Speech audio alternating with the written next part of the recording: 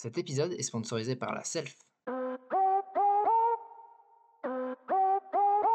Bienvenue sur Parlons peu, parlons ergo, un podcast de vulgarisation des connaissances autour de l'ergonomie. Aujourd'hui, nous nous retrouvons pour un épisode intitulé Le télétravail et ses apports, où nous parlerons du télétravail, de sa généralisation en période de confinement et de la manière dont il a modifié l'activité des travailleurs. Au micro pour cet épisode, nous retrouvons Théo Poré et Paul Fortabat.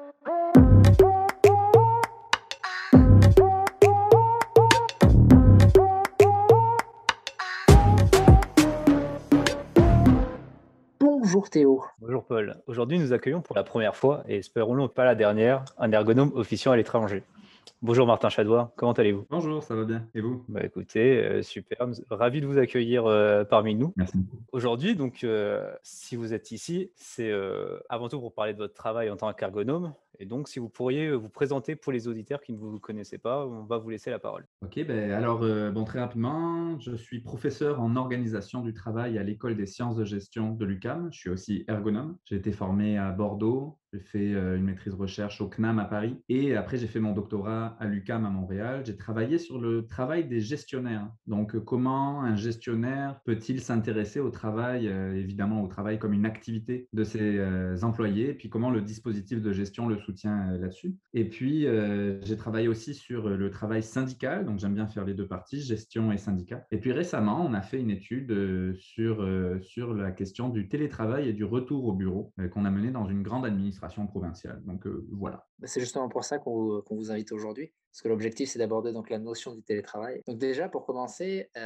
comment vous définiriez le télétravail tout simplement? Ok, c'est que dans la littérature scientifique, il n'y a pas vraiment de consensus sur la notion de télétravail. Ok, il y a plein de définitions différentes, mais il y a quand même trois grandes composantes qui ressortent souvent. La première composante, c'est que ça va être une modification du travail dans le temps. La deuxième, c'est dans l'espace. Et la troisième, c'est qu'il y a l'utilisation massive de technologies de l'information et de la communication. Donc, dans le temps et dans l'espace, ça veut dire qu'on ne va pas produire les résultats de son travail à l'endroit où ils vont être utilisés. Et donc, c'est là l'idée de travailler soit à la maison, soit ailleurs. Mais c'est toujours ces trois composantes-là qui ressortent, temps, espace et technologie de l'information. D'accord. À l'heure actuelle, le télétravail a notamment été rendu possible et généralisable grâce à l'apparition des TIC, des TIC. Ouais. Donc on peut penser que c'est ça qui a apporté qui a augmenté, disons, la facilité pour le télétravail. Mais également, ce qui l'a accéléré, ça va être le confinement et le Covid et ce qu'on a connu dans les différents pays. Avant, il faut bien être conscient que le télétravail, on était dans une notion de privilège. C'est-à-dire que si tu as fait tes preuves, on va te donner le droit de pouvoir travailler une journée, deux journées par semaine. Et avec le confinement, on est tombé en télétravail forcé. Donc, il faut faire bien attention quand on lit de la littérature scientifique là-dessus, c'est que tout ce qui a été produit avant 2020, c'est le télétravail comme privilège. Et donc, évidemment, dans les études qu'on faisait, c'était en se disant, si on donne le droit aux gens d'aller travailler ailleurs, est-ce que ça leur permet d'être plus productifs? Est-ce que ça leur permet d'être en meilleure santé? Qu'à partir de 2020, les études, on est dans du télétravail forcé. Et donc, forcément, il faut absolument qu'on ait une paire de lunettes différente quand on regarde le télétravail à partir de la pandémie. La pandémie a tout changé, effectivement. Et donc, on parle de pandémie et d'approche du télétravail pendant le confinement. Mais vous qui travaillez au Québec, quelle était et quelle est encore la situation du télétravail au Québec? Car on sait qu'elle est quand même différente de ce que nous, on vit en France. Exact. C'est que, nous, c'est le 13 février 2020 que tout le monde a été renvoyé brutalement à la maison, avec l'idée, évidemment, de garder le travail essentiel dans les milieux. Donc, ça veut dire que tout ce qui était épicerie, supermarché, les pharmaciens, en tout cas tout le travail essentiel, un peu comme en France, continuait à rester sur le terrain. Évidemment, il y a plein d'emplois qui ne pouvaient pas se faire en télétravail. Mais on n'a pas connu de retour au bureau imposé encore. Ça va se faire à partir du 15 janvier. C'est-à-dire qu'il y a encore une interdiction, c'est-à-dire que le gouvernement demande à ce qu'il n'y ait pas plus de 25% de la masse salariale qui soit au bureau en ce moment. Donc, ça veut dire que les entreprises ont dû, même si elles ont fait un peu de retour au bureau, elles ne peuvent pas dépasser ce seuil-là. Donc, on a vraiment encore un télétravail qui est massif et qui est vraiment recommandé par le gouvernement. D'accord. Donc ça fait quoi? Ça fait presque 2 ans finalement que le télétravail est imposé au Québec et carrément imposé en fait. Les gens, sont à la maison, depuis 2 ans. Ouais, c'est ça. Alors là, depuis, quand même, les entreprises, comme je vous disais, elles jouent avec ce 25% de personnes qui peuvent aller au bureau. Donc, ça veut dire qu'il y a de plus en plus de monde qui retourne au bureau, mais c'est très, très rare qu'on retourne au bureau à temps plein encore. Nous, dans les universités, on le fait, mais comme on n'est jamais vraiment tout le temps là à notre bureau, on rentre dans ce 25%-là. Et à partir du 15 janvier, là, les gouvernements fédéraux et provinciaux, parce qu'on est au Canada, c'est une fédération, vont demander à ce que 50% des travailleurs et des travailleuses retournent au bureau à temps plein. D'accord, donc très, très différent de ce que nous, on vit actuellement en France, où une grande majorité des travailleurs sont retournés en présentiel. Enfin, en tout cas pour l'instant, on va voir comment ça va évoluer. Mais du coup, quel impact ça a au Québec sur maintenant le marché du travail? Vu que ce n'est plus un privilège, a priori, ça a peut-être fait évoluer la vision du télétravail et de l'approche du marché du travail. Ouais, je ne sais pas comment ça se passe en ce moment en France, le marché du travail, mais nous, au Québec, on vit vraiment l'idée de la pénurie de main-d'œuvre. Bah, si vous venez au Québec et vous vous intéressez un peu à cette question-là, là, c'est le mot que tous les employeurs ont à la bouche, c'est la pénurie de main-d'œuvre. C'est très, très dur de trouver de la main-d'œuvre. Bon, ça, évidemment, c'est aussi une question politique, c'est-à-dire est-ce que je pense que c'est parce qu'il y a moins de gens qui veulent faire le travail ou est-ce que c'est parce que j'offre des conditions qui sont un peu pourries et que les gens ne veulent plus travailler pour rien? Ça, c'est deux points de vue complètement différents. Donc effectivement, la notion de télétravail, elle prend maintenant vraiment une autre valeur, c'est qu'elle est vraiment dans l'idée d'attractivité. On essaye d'attirer la main-d'œuvre, mais on n'est plus dans avant la pandémie où on peut faire briller en disant si vous travaillez bien, vous aurez même droit à 2 jours de télétravail par semaine. C'est que maintenant, c'est devenu un enjeu de base. C'est-à-dire que s'il n'y a pas de télétravail dans cette entreprise, c'est clair que je ne vais pas aller travailler pour cette entreprise-là. Donc ça a vraiment changé cette idée-là, mais effectivement, au Québec, c'est devenu vraiment, c'est très ancré dans l'idée de l'attractivité de la main-d'œuvre. Et finalement, parce que là, on parle de télétravail, donc souvent, on se retrouve à travailler à domicile. Et donc, aujourd'hui, ce que vous avez étudié, vous, dans le télétravail que vous avez étudié, c'est du travail à domicile. Mais qu'est-ce qui a amené à changer par rapport à du télétravail si on travaillait dans un espace de coworking ou des trucs comme ça? Ouais, mais ça, encore une fois, il faut aussi vraiment le remettre en contexte de télétravail forcé. Mais la première chose sur laquelle, et au Québec, c'est beaucoup ça, sur laquelle les ergonomes rentrent, c'est évidemment la question de l'installation du poste de travail. Est-ce que tu travailles dans ta cuisine? Est-ce que tu travailles sur une bonne chaise? Est-ce que tu travailles avec... c'est ça, en tout cas, comment tu es positionné au bureau, donc là, dans ta maison. Donc là, évidemment, il y a eu énormément de travail de la part des ergonomes pour faire de la promotion un peu de qu'est-ce que ce serait une installation adéquate, parfois même en tombant dans le piège de la bonne posture, mais quand même, on réussit à parler vraiment du côté adéquat du poste de travail. Moi, je suis très peu sur cette question-là parce que je suis sur la question de l'organisation du travail. En fait, moi, je suis même très mal installé à mon poste de travail, pour être honnête, mais bon, ça, il ne faut pas trop le dire. Mais, euh, mais moi, ce qui nous intéressait dans l'étude qu'on a faite, c'était de comprendre un peu comment les équipes peuvent collaborer, par exemple.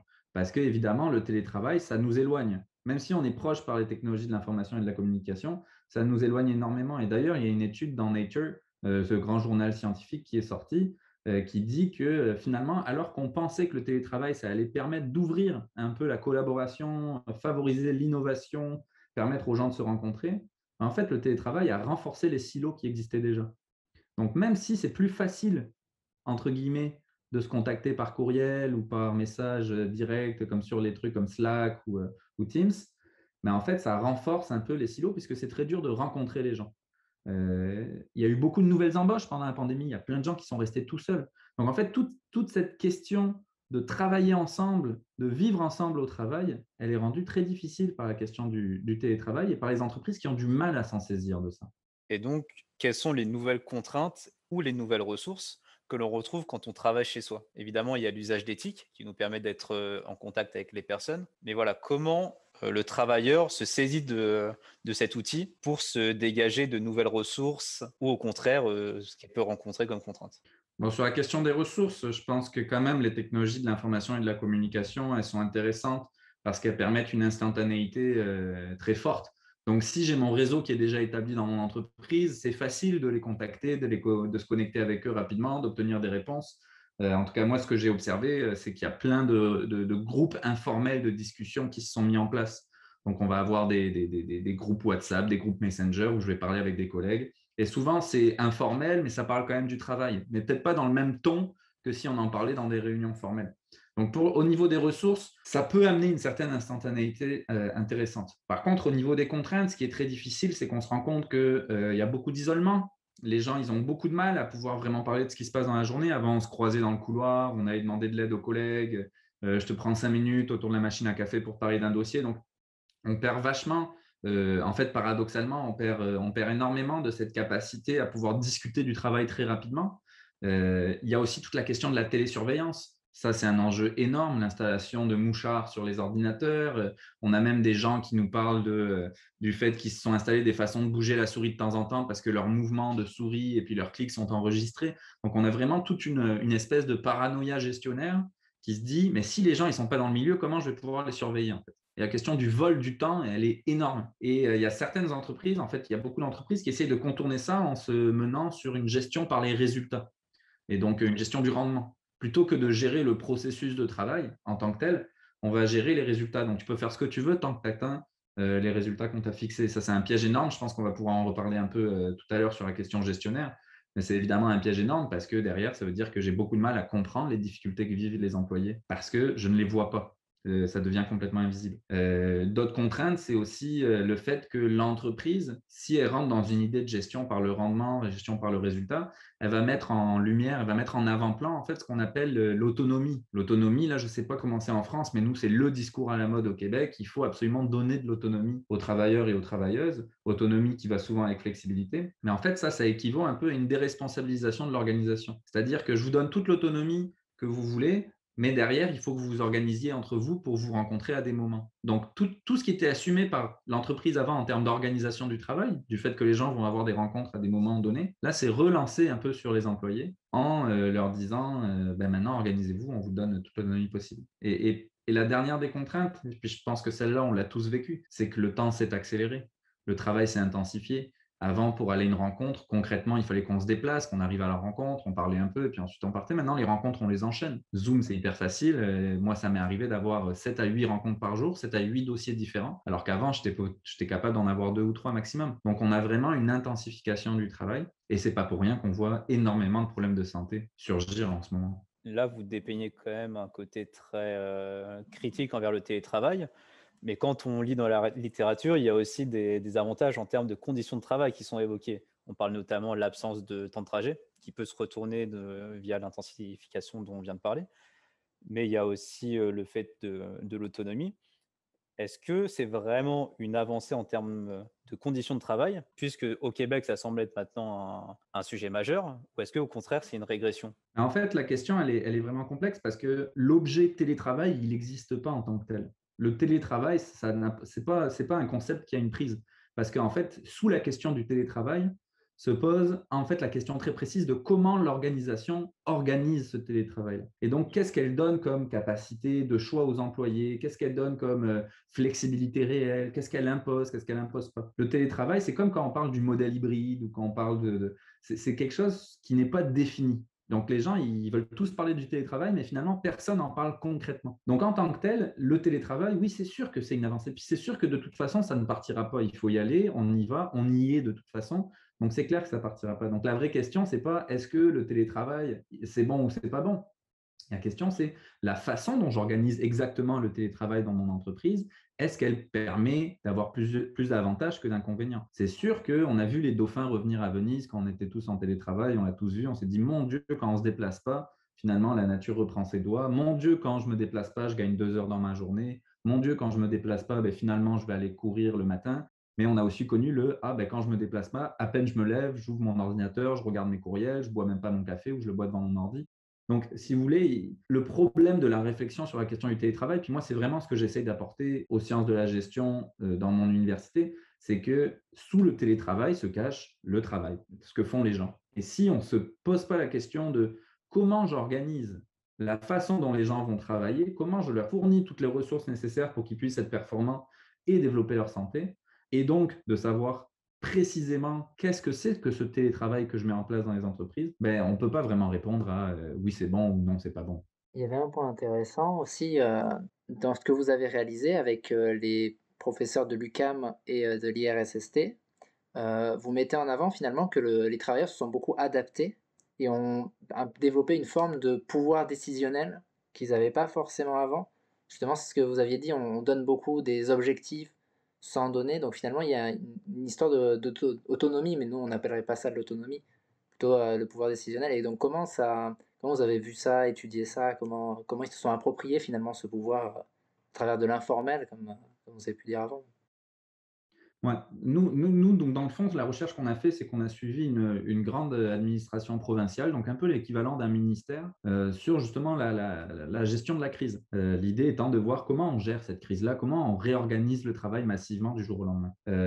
On a surtout été positionné au niveau de l'équipe de direction, pas les grands stratèges, mais ceux qui opérationnalisent les grandes orientations stratégiques, mettons. Et on est allé voir dans 3 départements différents un peu qu'est-ce qui se passait. Et en fait, on s'est rendu compte très rapidement que dans les départements, les gens ils se sont complètement réorganisés. Par exemple, dans le service à la clientèle, donc on est dans un ministère, c'est nécessaire qu'il reste du service à la clientèle physique, puisque ce n'est pas tout le monde qui est sur Internet. Donc on a organisé le fait qu'au début, c'était seulement 10% des travailleurs et travailleuses qui faisaient tout le service à la clientèle physique et tous les autres, ils étaient à la maison. Et évidemment, il y avait énormément d'inéquité parce qu'on se souvient, début mars, on a hyper peur. On ne sait pas c'est quoi ce Covid-là. On se demande, on lave nos produits d'épicerie tellement on en a peur. Donc, c'est vraiment, là, il y avait un gros sentiment d'inéquité. Donc, ces gens-là, en plus, comme leurs boss, ils étaient en vacances. Au moment de la pandémie, ils sont rentrés, mais du coup, quarantaine, ils ne pouvaient pas aller prendre les décisions. Mais toute l'équipe s'est réorganisée elle-même. Donc, ils ont réorganisé une rotation plus équitable pour que tout le monde soit un peu exposé et que tout le monde puisse bénéficier du travail à la maison. Il y a un autre département qui, finalement, lui, il traitait les dossiers. Il était considéré comme essentiel, donc il fallait qu'il soit au bureau, mais le département du courrier n'était pas considéré comme essentiel. Et donc, pour traiter un dossier, il faut bien que je le reçoive. Mais là, le courrier n'est pas distribué. Donc, ils ont pris à charge toute cette tâche-là sans prévenir personne, parce qu'il fallait performer, il faut rendre, il faut produire. Et ce qui est intéressant, c'est qu'ils ont fait plein de choses comme ça, qui ont permis d'ailleurs au ministère de tourner et de pouvoir produire ce qu'ils devaient produire et d'accompagner tous les gens qui devaient accompagner. Sauf que la direction qu'on suivait, eux, ils se disaient, non, mais il ne faut pas qu'ils fassent du zèle comme ça. Ils ne peuvent pas prendre des décisions comme ça. Il faut qu'ils attendent, nous, notre décision. Mais comme on est dans un ministère, c'est hyper politique. Donc, ça met des heures et des heures et des heures et des heures et des heures à prendre une décision. Donc, il y a une vraie déconnexion, ça, où les gens, ben, ils ont travaillé, ils ont agi, ils ont fait différemment, ils ont réorganisé, ils ont assuré la production. Et on a une direction qui est vraiment un peu à l'aveugle en se disant, bon, ben, on va attendre que ça passe et de toute façon, tout fonctionne bien. Donc, ce qu'on a pris comme décision, c'est que ça fonctionne bien. Donc, c'est vraiment ça. Vous parliez tout à l'heure de la gestion par les objectifs. Ouais. Donc là, on est un peu là-dedans où il y avait l'objectif donc de rendre le courrier, de traiter les dossiers et tout ça. Mais jamais ne s'est posé la question du processus, de ce qu'il fallait mettre en place pour régler cette situation dans l'organisation complètement détraquée liée au Covid. Et donc, est-ce que cette notion par l'objectif, c'est pas elle qui a amené les travailleurs donc à prendre ce pouvoir décisionnel et donc derrière à recréer le processus adéquat? Donc, on peut se dire que c'est cet écart entre le prescrit et le réel qui va former les nouvelles organisations. Et donc, l'autonomie serait la clé du travail, de l'atteinte des objectifs, en gros. Mais c'est intéressant parce que finalement, ils étaient autonomes. Ils étaient autonomes, ils l'ont fait, ils ont pris les décisions qui ont permis de réaménager tout ça. Donc ça, mais sauf qu'il faut qu'on se pose la question de à quel prix aussi. Tu sais. Parce que tu as beau avoir toute l'autonomie du monde, si tu te brûles, ton autonomie, elle n'est pas bonne en fait. Et c'est ça où il faut faire vraiment attention parce que les discours gestionnaires, ils sont beaucoup sur les gens, ce qu'ils veulent, c'est de l'autonomie. Hein, on a vraiment des analyses très simplistes de si je donne de l'autonomie aux gens, ben finalement, ils vont pouvoir vraiment performer. Et puis ça. Mais en fait, on a beaucoup de mal à se dire, mais l'autonomie, elle commence et elle s'arrête où? Donc, en fait, on a plein d'organisations qui vont donner de l'autonomie, par exemple, sur les horaires. Ah, tu peux arriver à l'heure que tu veux, il n'y a pas de souci, tant que le travail est fait. On va te donner de l'autonomie sur quasiment, si tu ne veux pas travailler lundi, il n'y a pas de problème, tant que le travail est fait. Donc, en fait, on revient toujours avec ce tant que le travail est fait. Mais en disant ça, puis c'est tout à fait intéressant, je veux dire, c'est génial de pouvoir vraiment choisir son temps de travail, tout ça. Mais il y a quand même une certaine hypocrisie parce que l'autonomie, elle n'est pas totale. Et donc, en fait, je vais avoir une autonomie sur un petit champ, sur un petit carré d'herbe qui me permet de faire ce que je veux, mais ce carré d'herbe, il se retrouve influencé par des centaines de trucs sur lesquels j'ai aucun pouvoir. Donc, en fait, j'ai de l'autonomie sur un petit bout de mon carré d'herbe, de mes horaires, de l'heure à laquelle je vais dans mon carré d'herbe. Mais peut-être que l'heure j'ai choisi, à l'heure où j'ai choisi d'y aller, ben, en fait, mon carré d'herbe, il n'est plus là, ou il est différent, ou il faut le tondre, ou il faut ceci. Et donc, en fait, les gens, ils se retrouvent à avoir un peu d'autonomie et on pense qu'ils sont contents, mais ils n'ont pas vraiment de pouvoir sur la façon dont c'est organisé. Et là, ce qui est intéressant dans l'exemple que je vous donnais, pas du carré d'herbe, parce que ça, c'était vraiment un exemple boiteux, mais sur l'exemple du département qu'on a regardé, c'est que les gens, oui, ils ont eu l'autonomie, mais ils n'ont pas eu le choix d'ailleurs, il fallait qu'ils performent, sinon ils se seraient fait taper sur les doigts. Mais finalement, on n'a même pas reconnu la valeur que ça avait, puisqu'on leur disait, il ne faut pas faire du zèle comme ça, les gars. Là. C'est pas bon, là, il ne faut pas que vous preniez des décisions sans nous. Donc, ils sont allés chercher une autonomie, mais elle n'a pas été reconnue par l'entreprise.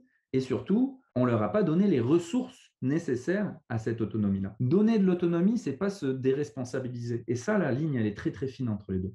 Est-ce qu'on pourrait dire que finalement le prescripteur a laissé les gens s'auto-prescrire pour finalement, se dire: «Oui, mais attends, c'est moi le prescripteur, à la fin, faut que je le fasse, quoi. Enfin, c'est moi qui décide». Il y a eu une grosse remise en cause finalement de ça, non? Ben, c'est clair, parce que le prescripteur, en fait, il n'a pas prescrit, parce que lui, il attendait la décision politique qui lui permettrait de prescrire. Et puis l'idée, c'est pas de dire qu'il l'a fait intentionnellement. Et tout le monde était pris dans une espèce de confusion totale. Et puis c'était une crise. Donc dans une crise, on ne peut pas réfléchir comme dans un mode normal. Donc le prescripteur, il n'a pas prescrit. Les travailleurs, eux, ils ont travaillé. Et donc nous, on le sait bien, les ergonomes, quand on travaille, on agit. Et donc, on fait différent du travail prescrit. Donc, on agit, on fait différent du travail prescrit. Le problème du prescripteur, c'est que lui, il n'a pas ce raisonnement dans la tête. Et ça, les ergonomes, il faut vraiment qu'on se rende compte quelle puissance ça a, cette différence entre l'écart et le prescrit. Parce que pour nous, c'est une valeur, c'est l'intelligence des travailleurs, c'est le développement de la santé dans l'écart prescriptionnel. Mais pour le prescripteur, c'est une erreur. Attends, si tu fais différemment de ce que j'ai prescrit, c'est pas bon. Parce que ce que j'ai prescrit, c'est ce qui fait loi. C'est ce qui, si tu suis ce que j'ai fait, si tu suis la recette de cuisine, tu vas avoir le bon plat à la fin. Tu sais. Et en fait, effectivement, quand ils se sont rendus compte que les gens ne faisaient pas le prescrit parce que le prescrit n'était pas là, ils ont commencé à paniquer. Mais pourquoi ils ont paniqué? C'est parce qu'en fait, on se rend compte que les gens, ils sont capables de pouvoir prendre des décisions qui ont de l'allure, encore une fois, en se demandant à quel prix. Mais ils ont l'intelligence et la force et le savoir-faire pour pouvoir travailler différemment. Et justement, ils sont dans cet écart-là que la gestion a énormément de mal. La gestion, je veux dire, pratique dans les entreprises, mais aussi théorique, scientifique, a beaucoup de mal à comprendre tout ce qui se cache dans cet écart-là. D'ailleurs, vous parliez, de reconnaissance, du travail où ils se sont fait, taper sur les doigts pour excès de zèle, mais on en vient aussi à la question de l'invisibilité du travail qui est déjà bien présent même quand les gestionnaires sont en présentiel. Du coup, est-ce que le contrôle du travail, il est réellement plus important en présentiel qu'à distance? Parce qu'on se rend bien compte que même si le manager est présent sur le site, il y a beaucoup de travail qui reste invisible. C'est clair. Et en fait, le problème, c'est le mot contrôle. Parce que le mot contrôle, il renvoie à la négation de l'écart prescrit réel. Si je contrôle, ça veut dire que mon prescrit, il fait loi, et s'il y a un écart à mon prescrit, c'est pas bon. C'est pour ça que je vais contrôler l'atteinte enfin, je vais contrôler le processus de travail pour essayer de déterminer sa conformité par rapport à ce qui a été décidé. C'est vraiment ça l'idée du contrôle. Et le problème, c'est que les sciences de la gestion, pas tout, évidemment, il y a des super bonnes choses en sciences de la gestion, mais en général, on a beaucoup de mal à sortir de cette idée que le prescrit, c'est le travail. Les gens, ils doivent faire ce qu'on leur demande de faire. Puis en plus, il y a un petit lien de subordination dans le contrat, donc ils doivent le faire. Et c'est là où on voit toute cette logique-là qui existait évidemment avant la pandémie, hein, c'est la logique du travail, qui s'est rebalancée et qui a fait un gros mouvement de panique chez les gestionnaires en mode mais comment on va pouvoir surveiller et contrôler? Alors que la question aurait été de se demander, ai-je encore besoin de contrôler, surveiller? Comment puis-je donner les ressources pour que les gens atteignent les objectifs? Et ça c'est hyper dur parce que c'est pour ça qu'on a vu tous les logiciels de télésurveillance hyper hardcore où les gens, ils doivent… Enfin, c'est complètement fou de s'inventer un système qui bouge la souris à ma place comme ça. Je ne vais pas être engueulé par mon gestionnaire. Ça ne veut même pas dire que les gens, ils étaient partis faire leurs courses ou rien du tout. Ça veut dire que si je ne réponds pas à un comportement qui est prescrit, même dans le mouvement des mains, je vais devoir me justifier. C'est hyper dur, ça. Et du coup, ça me fait penser à quelque chose, c'est au travail, en situation dégradée. Donc, c'est pas forcément le domaine que vous avez, étudié, mais est-ce que vous avez un peu regardé de ce côté-là, notamment en industrie, je sais que c'est quelque chose qui se fait beaucoup, sur, comment on réagit lors d'un travail dégradé? On revient sur la marge de manœuvre et ou, le pouvoir décisionnel. Donc je sais pas s'il y a des exemples de ce côté-là qui peuvent nous aider à éclairer, la mise en place de télétravail, par exemple? Mais moi, c'est vrai qu'effectivement, on n'est pas forcément allé chercher cette question-là, mais en même temps, ce qui se dit dans le travail dégradé en ergonomie, c'est justement d'essayer de faire reconnaître que les gens, ils vont pas forcément suivre la procédure, les gens, ils vont prendre des décisions basées sur l'expérience, ils vont réussir à finalement mobiliser tous les savoirs qu'ils ont développés tout au long de leur travail pour prendre des décisions. Et en fait, c'est exactement ce qui s'est passé là. Mais en gestion, le travail dégradé, le travail en mode dégradé, pardon, il est encore plus clair. C'est-à-dire que si le travail se fait dans une situation de crise, il faut encore plus qu'on suive la décision, il faut encore plus qu'on suive la procédure et les processus. Alors c'est vrai que dans des installations genre nucléaires où il peut y avoir vraiment un problème pour le public, c'est hyper important. Là, ce n'était pas vraiment le cas. Mais effectivement, c'est quelque chose que j'aurais pu aller regarder parce que je pense que ça permettrait de faire comprendre à la gestion que l'écart, ce n'est pas une erreur. Ça, c'est le gros challenge des ergonomes. L'écart, ce n'est pas une erreur. Hyper dur à faire comprendre ça. exactement. Ouais. La question de l'invisibilité du travail, elle est hyper intéressante. Moi, elle est au cœur de mon travail de thèse. Je me suis intéressé au concept de silence organisationnel. Donc, le silence organisationnel, c'est dans les discours organisationnels, qui ne sont pas seulement la parole, mais qui sont aussi tout ce qui est écrit dans l'organisation. Le silence organisationnel, c'est quand le discours sur le travail et ses difficultés disparaît. Et ça, c'est fondamental parce qu'il y a toute une littérature en sciences de gestion qui montre que les gestionnaires, en fait, ils ne sont pas capables de se saisir du travail réel. Ils ne sont pas capables de voir le travail réel, ils ne sont pas capables de l'entendre parce qu'ils sont tout le temps sur des tableaux Excel. Et donc, le tableau Excel, forcément, on passe d'un phénomène réel à un chiffre. Donc là, on est dans une réduction énorme en termes qualitatifs, puisqu'on quantifie une situation. Et en plus, ils sont tout le temps aussi en réunion à droite à gauche. Et les réunions qui sont organisées, ce n'est pas des réunions de discussion où on va échanger sur le travail, la situation aujourd'hui, ce n'est pas un retour d'expérience. Ce sont souvent des réunions d'information, très top-down, où on va être soit au niveau stratégique, voilà la stratégie, il faut l'opérationnaliser, soit au niveau opérationnel, bon ben voilà les grands objectifs stratégiques, maintenant voilà comment on va s'organiser. On a très très peu de communication qui remonte ce champ-là. Et ça, je pense que c'est au cœur aussi. Comment j'accompagne un gestionnaire pour avoir de la visibilité sur ce que font les travailleurs. Et ça vient complètement en écart avec l'idée d'autonomie. Parce que dans l'autonomie, il y a l'idée que je ne veux même pas m'y intéresser puisque je lui ai donné toute la latitude décisionnelle pour prendre les décisions. Donc, je ne vais pas m'intéresser à ce que fait la personne parce qu'elle est autonome. Et ça, c'est vraiment quelque chose que nous, ergonomes, il faut qu'on vienne désamorcer parce que ce n'est pas parce que les gens sont autonomes qu'il faut que je ne sois pas en capacité de les voir ou de voir ce qu'ils font ou d'entendre ce qu'ils font.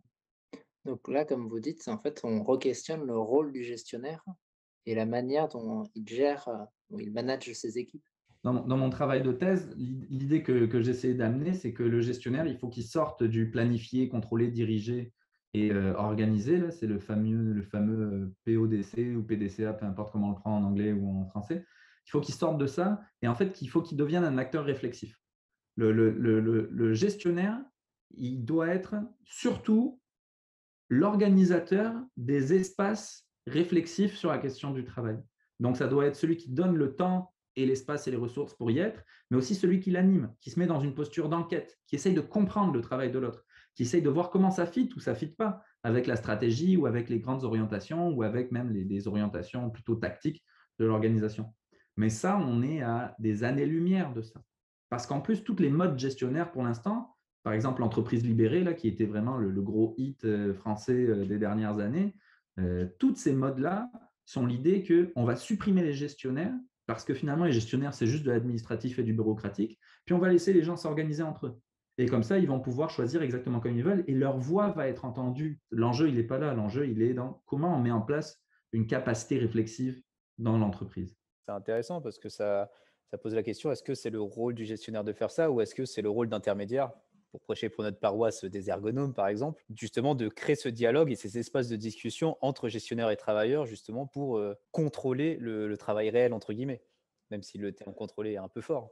Mais ça, c'est une question fondamentale, ça, et puis c'est la question de la raison d'être de notre profession.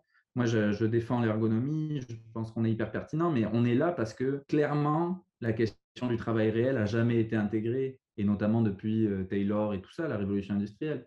Fait qu'en fait, on est un médicament, si vous voulez. On est là pour essayer de prêcher la bonne parole et de dire le fonctionnement humain, c'est pas ça. Mais si, moi, le pari que j'ai fait, c'est pour ça que je suis dans une école des sciences de gestion. Je me suis dit, oui, je pourrais former des ergonomes aussi, mais ce qui m'intéresse, c'est de former les gestionnaires à comprendre la question du travail. Si les gestionnaires, si les organisations étaient basées sur la compréhension du travail réel, on n'aurait rien à faire là, mais on serait dans d'autres champs, tu vois. Fait que c'est ça qui est paradoxal, c'est que finalement, oui, il faut qu'il y ait plein d'ergonomes, mais les ergonomes, ils sont là parce que le travail n'est jamais reconnu comme tel, comme une activité. Et donc, effectivement, moi, si ma carrière marche et réussit super bien et que j'arrive à faire tout ce que j'ai envie de faire, ben, il n'y aura plus besoin d'ergonomes. Mais bon, ça, c'est pas mon but optimal, évidemment. Mais c'est quand même intéressant parce que ça pose beaucoup de questions sur le rôle de l'ergonome aussi. Tu sais, le rôle de l'ergonome qui est là comme… tu sais, l'ergonomie, ça a beaucoup évolué. Au début, on était vraiment des extracteurs de savoir. On allait chercher du savoir chez les travailleurs qu'ils ont développé et puis on allait l'amener à la direction pour qu'elle puisse concevoir autrement. Maintenant, on décale un peu avec l'idée de… maintenant, on est là pour créer les espaces et ça, c'est super intéressant. On est là pour créer les espaces qui permettent aux gens de discuter de ce savoir-là, en fait. C'est plus l'ergonome qui le porte. L'ergonome, il porte la démarche qui permet aux gens de discuter entre eux. Et en fait, c'est ça, notre rôle d'ergonome, il change et il va continuer à changer. Et avec le télétravail, il va sûrement continuer à changer aussi, de savoir comment on est passé, on est devenu un peu des prescripteurs, en fait, du travail des gestionnaires. Puisqu'on parlait des gestionnaires, du travail, de l'ergonome, dans le guide de retour au travail, finalement, vous questionnez le retour au travail et donc au final, là, on revient sur la prescription, sur le gestionnaire qui se réapproprie. Aujourd'hui, en fait, est-ce que le retour au travail, il est envisageable et est-ce qu'on doit revenir au travail ou de la même manière que ça a été au début, quoi? Mais c'est clair que non, parce que c'est pas possible. On aurait beau le vouloir que ça se passerait pas comme ça, les dés ont été jetés et maintenant le télétravail est arrivé. Je pense qu'il y a les choses qu'on peut faire, c'est important. Déjà, il faut qu'on parle de retour au bureau, pas de retour au travail, parce que les gens, ils ont continué à travailler, en fait. Donc, il faut vraiment qu'on soit activement dans l'idée de dire les gens, ils ont continué à travailler. Les gens, ils ont continué. Puis le switch de langage, c'est un tic là, mais les gens, ils ont continué à travailler, donc ça, c'est super important. Et ensuite, nous, dans le guide, en fait, ce qu'on essaye de faire, c'est de montrer que sous la question du télétravail se cachent plein d'autres choses. Et que bien souvent, nous, pourquoi on a fait ce guide-là, c'est qu'on s'est rendu compte que les entreprises elles rentraient toutes dans l'idée du télétravail à partir d'un point de vue très centralisé et très peu participatif. Donc, ils étaient en mode, OK, on va négocier avec les syndicats l'entente de télétravail. Et le niveau de négociation, c'est est-ce que c'est 3 jours à la maison, 2 jours au bureau, ou est-ce que c'est 3 jours au bureau, 2 jours à la maison? Mais sans savoir, en fait, qu'est-ce qui est bon, qu'est-ce qui n'est pas bon. Il n'y a pas de contenu. Et en fait, nous, ce qu'on a amené, c'est de dire, mais faites attention, parce que le télétravail, c'est aussi un enjeu d'aménagement de l'espace. C'est aussi un enjeu de sécurité. C'est aussi un enjeu de technologie, de sécurité des données, de ce genre de choses-là. Donc, il y a un niveau beaucoup plus complexe que juste le temps et l'espace. Donc, ça, c'est une des premières choses qu'on dit dans le guide. Et la deuxième chose, c'est qu'on propose une démarche, mais on fait bien attention à dire cette démarche-là, ce n'est pas une prescription. Ce n'est pas parce que vous suivez la démarche que ça va marcher, en fait. Donc, ça, c'est un peu paradoxal, là, mais on leur dit, c'est plus des principes. Pour un ergonome qui lit le guide, il va lire le guide, il va se dire genre, bah ouais, c'est clair. Parce que pour nous, ce n'est pas nouveau. Mais pour les gestionnaires, de se faire dire, faites attention, il y a un niveau stratégique où vous pouvez prendre les grandes orientations, puis après, il y a un niveau opérationnel où on va déterminer des modalités locales et que peut-être que ça va rentrer en conflit ces deux niveaux-là et qu'il va falloir en discuter après pour que vous arrangiez soit le stratégique, soit le local. Mais ça, c'est quelque chose où les gens ils se disent, ah ben oui, c'est vrai, on ne fait pas ça en ce moment pour l'instant. Donc, on a vraiment essayé de porter l'attention sur le fait qu'il faut mettre en place cet espace de discussion entre le stratégique et le local pour pouvoir négocier et pas penser que parce que j'ai déterminé que le 15 janvier, 50% des gens ils allaient rentrer au bureau, que ça allait se passer comme ça en fait. Et que si on pense que ça se passe comme ça, ben, on va créer beaucoup de problèmes de performance et de santé. Il y a un truc intéressant dans ce que vous dites, c'est que finalement, quand les gens sont allés en télétravail, ils ont dû repenser et recréer le travail finalement, on part sur une nouvelle base, un nouveau lieu, nouvel espace, nouveau temps, tout change. Et au final, avec ce retour au bureau qui va arriver, ben on va en recommencer ça une autre fois et peut-être parfois sans avoir. C'était ça l'enjeu, c'est ce que vous vouliez dire en fait, c'est qu'on allait refaire la même chose, mais parfois la même erreur et pas avoir, pris, connaissance ou pas avoir tiré, des enseignements des acquis précédents? Mais carrément. Nous, on commençait à leur dire, bon, ben, comment ça s'est passé le télétravail? Comment les gens ils l'ont vécu dans votre entreprise? Oh, ben, il y en a qui l'ont bien vécu. Ouais, ok, mais genre, comment ça s'est passé? Qu'est-ce qu'ils ont fait concrètement? Qu'est-ce qui a changé? Faites des retours d'expérience avec eux, parlez avec eux, allez voir les bons coups, les moins bons coups, impliquez-les. C'est que là, effectivement, parce que tu as absolument raison, il va y avoir une autre rupture quand on va retourner au bureau, surtout si elle est imposée. Donc nous, on leur dit, allez-y progressivement, allez chercher les bons coups, essayez de les mobiliser, ça va leur donner envie de revenir. C'est ça qu'il faut faire. Donc effectivement, on est vraiment sur une démarche de essayer de discuter avec le monde. Moi, j'ai fait des conférences pour présenter le guide. C'est grosso modo ça que je leur dis, discuter avec le monde du travail et restez pas seulement sur Jean-Michel, il aime bien aller courir sur l'heure du midi dans le bois, tu vois, parce qu'il habite à côté de la forêt. Ok, c'est bien, mais en termes de travail, sur ce qu'il a à faire concrètement, comment il fait, comment il collabore, est-ce qu'il y a eu des problèmes par rapport à ça? Donc, on essaie vraiment de les amener là-dessus. Donc, dans une démarche participative et surtout, je pense que là où on essaye vraiment, enfin un truc qu'on avait un peu fait par erreur, mais que finalement on s'est rendu compte que c'est vraiment, vraiment important, c'est que le titre du guide, on parle de nouvelles organisations du travail, de nouvelles organisations, donc au pluriel. Et ça, ils ne comprenaient pas. C'est-à-dire que l'idée, c'était de dire, bon, ben nous, on veut, quelle serait la bonne organisation pour tout le monde? Ce serait quoi la bonne organisation du télétravail? Parce que là, il y en a qui adorent, il y en a qui n'aiment pas. Comment on va faire pour trouver la bonne façon? Et nous, l'idée, on leur dit, mais si vous faites une entente ouverte, que finalement, ça va se discuter. Il ne va pas y avoir une bonne façon pour tout le monde parce qu'il y en a de toute façon qui ne peuvent pas faire de télétravail parce qu'ils sont au bureau sur une grosse machine. Il y en a qui ne peuvent pas faire de télétravail parce qu'ils vivent dans un tout petit appartement à côté de l'autoroute. Donc, essayez pas de forcer tout le monde. Soyez ouverts, soyez dans une vraie flexibilité pour le coup, si vous êtes flexible. Mais ça, c'est compliqué parce qu'on dirait que c'est difficile de se dire que si ce n'est pas une seule solution pour tout le monde, ça ouvre la boîte de Pandore à une solution individualisée. Puis ça, c'est un autre problème aussi. Si chacun peut avoir une solution différente, c'est une impossibilité à gérer. Et en fait, nous, ce qu'on essaye d'apporter, c'est de leur dire, positionnez-vous sur les collectifs. Essayez de trouver les collectifs homogènes en termes de travail, et puis voyez avec eux ce serait quoi les arrangements.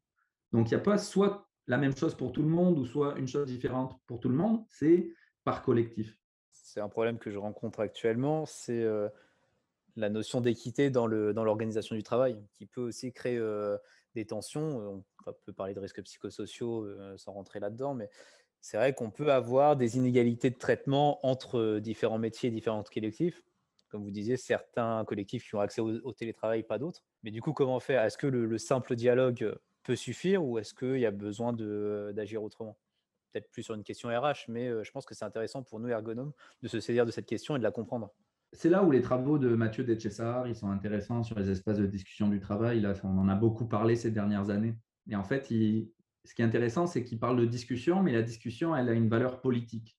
Elle a une valeur politique, non pas moi je suis de gauche, toi tu es de droite, évidemment. Elle a une valeur politique dans le sens qu'elle doit être une base de transformation. Donc la discussion, c'est pas juste on parle pour parler. La discussion, c'est en fait, on identifie les zones de conflit, donc les zones où on ne se comprend pas, on n'a pas les mêmes points de vue, sans forcément que ce soit du conflit où on se bagarre, évidemment. On identifie les zones de conflit, puis on fait des compromis. Et donc là, on s'entend collectivement sur la suite de la démarche.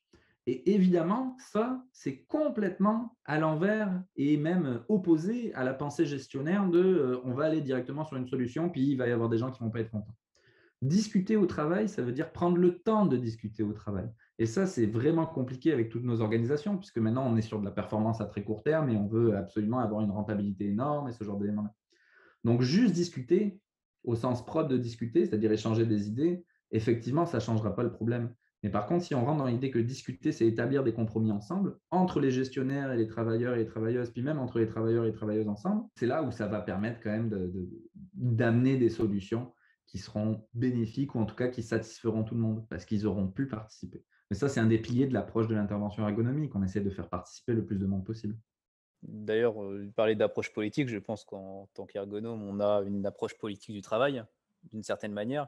Et du coup, est-ce que c'est pas justement un peu l'objectif de ce guide de propager un peu cette vision qu'on a du travail et de permettre donc ces espaces de discussion? Parce que nous, on est persuadés que ça fonctionne, les gestionnaires le sont pas. Mais est-ce que c'est pas aussi l'objectif de ce guide? Ouais, ouais, c'est clair. C'est clair. Moi, j'ai une vision très politique de l'ergonomie et très critique aussi d'ailleurs de l'ergonomie parce qu'on accepte quand même le périmètre un peu économique dans lequel on évolue. C'est-à-dire qu'on y croit à ce travail-là. On y croit que le travail, c'est quelque chose qui permet vraiment l'épanouissement personnel. Finalement, on y est un peu. Moi, je suis plus trop convaincu de cette idée-là. Mais ça, c'est comme un autre sujet. Mais effectivement, l'objectif de ce guide-là, c'est de dire à un moment donné, et d'ailleurs dans le guide, à un moment donné, on parle de la dimension socio-affective.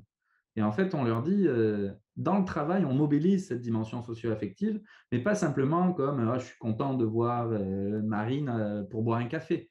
L'idée, c'est dans mon travail, j'ai besoin de cette dimension socio-affective pour construire ma santé, évidemment, mais aussi pour performer. Donc, par exemple, quand je suis un nouveau, j'ai besoin de pouvoir être sur un registre affectif avec la personne qui me forme, pour avoir la confiance de lui donner mes inquiétudes et pour avoir aussi l'ouverture de recevoir ces suggestions.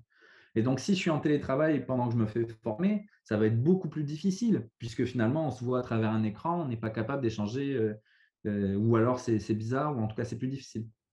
Donc, effectivement, le guide, et ça, c'est très ergonome, c'est de voir n'importe quelle opportunité pour prêcher la bonne parole.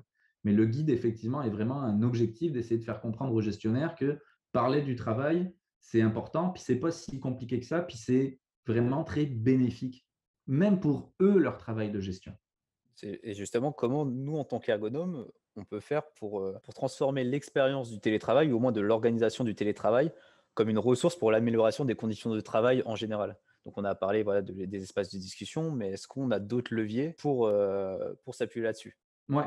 Je pense que dans le périmètre de l'intervention avec une organisation, ça dépend évidemment beaucoup du positionnement. C'est-à-dire que si je suis positionné assez haut dans la structure de direction et de décision, je vais réussir peut-être à leur montrer les bons coups, à leur montrer comment le travail a permis de tenir, quelle stratégie les gens ils ont fait. Si je ne suis pas positionné à cet endroit-là, ça va être dur en fait, parce que je vais avoir un rayon d'action très, très, très, très faible. Mais je pense aussi qu'il y a tout le genre d'initiative comme vous faites en ce moment avec le podcast. Je pense qu'il faut aussi qu'on investisse cette scène politique, en fait. Il faut aussi qu'on investisse cette scène où on vient parler à d'autres personnes et on leur parle pas non plus dans des termes ergonomiques, pas dans des termes liés à la discipline ergonomique. Parce que, en fait, quand on parle d'activité, les gestionnaires, ils parlent d'activité aussi, mais ce n'est pas la même. Quand on parle de marge de manœuvre, eux, ils parlent d'autonomie, mais est-ce que c'est tout à fait la même chose? Donc, en fait, c'est d'essayer. Puis moi, c'est pour ça que je suis allé dans une école des sciences de gestion. Parce que je me suis dit, OK, c'est bien beau qu'on se parle entre ergonomes. Là, c'est important pour la formation parce que les concepts, ils sont vraiment très complexes. Donc, c'est important. Ils viennent complètement à l'opposé de ce à quoi l'école normale nous forme sur la question du travail, en fait. Donc, c'est important qu'on déconstruise ça. Mais pour le déconstruire, ce n'est pas qu'au sein du périmètre de l'intervention, parce qu'en plus, quand on démarre, les interventions, elles ont un périmètre hyper étroit, en fait. Et c'est hyper dur de pouvoir vraiment développer un peu la question du travail, parce qu'on est quand même dans une approche quasi philosophique, en fait, sur la notion de travail. Passer du travail comme une fonction qui permet de produire dans une entreprise à le travail comme une activité créative, intelligente, où les gens ne vont pas suivre le prescrit et c'est normal, c'est vraiment un gap énorme. Et donc, il faut qu'on arrive à montrer, pas qu'aux ergonomes, aux autres, c'est quoi ce travail-activité. Mais c'est vrai que ça me fait penser à en fait, la posture d'expert que beaucoup de gestionnaires ou de directeurs ou enfin, des autres personnes extérieures à l'ergonomie apposent sur l'ergonome.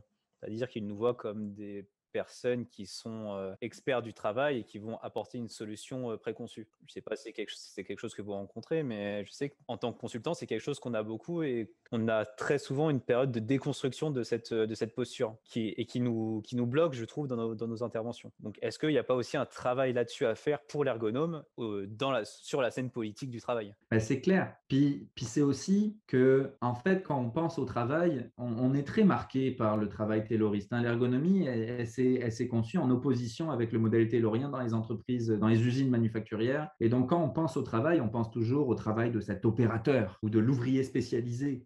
Donc, on a nous-mêmes, dans notre imaginaire collectif d'ergonome, on n'est pas encore sur les nouvelles formes du travail. C'est hyper dur pour nous d'y aller. Par exemple, tout ce qui se passe avec les livreurs à vélo, Uber, ou toute autre forme de travail différente, les centres d'appel, tout ça. Dans notre imaginaire collectif, ce n'est pas à ça qu'on pense en premier, alors que principalement, le travail maintenant, c'est ça, c'est du travail de soins ou du travail de service à la personne. Donc ça, c'est important pour nous d'ouvrir notre imaginaire du travail et aussi d'aller chercher les gestionnaires comme des travailleurs. Parce qu'en fait, les gestionnaires, eux, ils ne peuvent penser le travail des autres que dans le périmètre que leurs outils leur donnent pour penser le travail. Moi, quand je faisais ma thèse, là, donc c'était dans une petite municipalité québécoise, et on discutait avec cette gestionnaire. Et en fait, au début, je voulais m'intéresser au travail des employés, mais finalement, j'ai très peu analysé le travail des employés. J'ai vraiment beaucoup analysé le travail de la gestionnaire, donc de regarder c'était quoi ses outils, comment elle interagissait en réunion, comment elle gère ses courriels. Donc vraiment regarder son travail quotidien. Et je me suis rendu compte qu'il n'y avait aucun endroit qui lui permettait de comprendre ce que faisaient les gens qu'elle gérait. Mais ça, quand on y pense, c'est complètement fou de se dire qu'il y a des gens qui sont payés pour gérer, mais qu'en fait, ils n'ont aucune visibilité, et c'est même pas de la mauvaise intention, ils n'ont aucune visibilité sur ce que font les gens. Et qu'en plus, on ne les forme pas à ça. Puis je le sais, moi, on les forme dans mon école, puis je suis un des seuls à parler de la question du travail réel.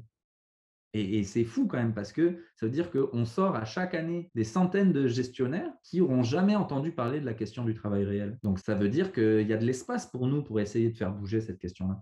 Vous avez dit que vous travaillez auprès de la formation des gestionnaires, choses comme ça. Comment vous êtes retrouvé à faire ce guide et qu'est-ce qu'il y avait au moment, parce qu'on parle de ce guide depuis le début finalement et les gens, je pense qu'ils ne savent pas forcément ce que c'est ce guide. Donc comment on se retrouve à qui, comment, pourquoi, où? Donc moi, je travaille avec 3 autres chercheurs qui s'appellent Élise Ledoux, Denis Denis et Bénédicte Calvé. Et en fait, c'est Denis Denis qui est arrivé avec une opportunité d'un de ses contacts dans une grande administration provinciale qui disait: «Oh mon Dieu, le télétravail arrive, est-ce que vous pouvez nous accompagner?» au départ, ce projet-là, c'était un projet d'accompagnement de cette espèce d'équipe de direction, surtout une équipe de direction au niveau de l'aménagement des espaces, pour les accompagner à comment on aménage l'espace pour 12 000 personnes. C'est vraiment une très, très grosse organisation. Et donc, on avait proposé plusieurs idées de simulation organisationnelle, de faire des entrevues, de pouvoir aller observer, tout ça. Et en fait, c'était tellement un peu le chaos avec cette gestion de la crise qu'on n'a pas vraiment pu faire d'accompagnement. Et donc, on a proposé plutôt de faire un suivi sans forcément nous amener de nouveaux outils directement pour eux les aider. Fait qu'on a fait un suivi, finalement, on s'est posé dans une étude un peu plus classique, où on regardait avec une certaine distance ce qui se passait. Et on leur faisait, et on essayait de les mettre en mouvement avec nos diagnostics, en fait, à voir ce qui se passait. Mais bon, la bureaucratie étant la bureaucratie, il y a eu un mouvement plutôt difficile. Mais c'est ça. Et donc, après, une fois qu'on avait fait ce suivi-là, on s'est dit, bon, ben, c'est bien, on a la gestion de crise d'une grande organisation, c'est super, on peut publier un truc avec ça. Mais on s'est dit quand même, on a appris des choses qui pourraient leur permettre de faire du retour au bureau. Puis en plus, à l'époque, souvenez-vous, on est en mars 2020, on a commencé le projet en mai, fait qu'on se disait, bon, ben, le retour au bureau, c'est à l'automne. C'est à l'automne que ça se passe parce que, et en fait, 2 ans plus tard, on n'est toujours pas vraiment retourné au bureau. Donc là, on s'est dit, on va faire ce guide-là. Et ce guide-là, il s'adresse aux gestionnaires qui vont avoir à piloter ce retour au bureau-là pour éviter que tout le monde se fasse balancer. OK, maintenant on rentre. Comment vous organisez ça? Et donc, le guide est découpé en 3 grandes parties.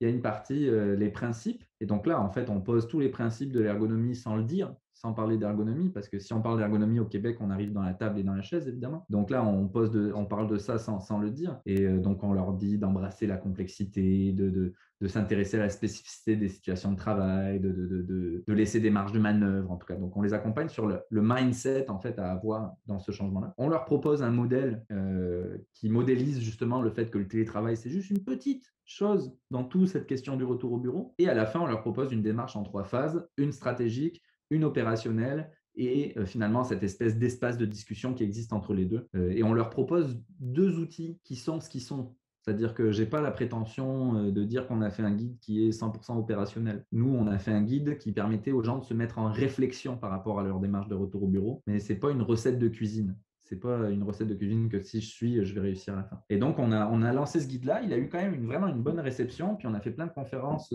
auprès des gestionnaires et aussi auprès des syndicats, parce qu'on se disait que ça peut être aussi une bonne façon pour les syndicats de se dire qu'est-ce que fait mon entreprise en ce moment et comment je peux éventuellement m'insérer ou revendiquer. Évidemment, les deux façons de faire syndicat. Et donc, on a lancé ce guide-là, c'est ça, en septembre, je crois.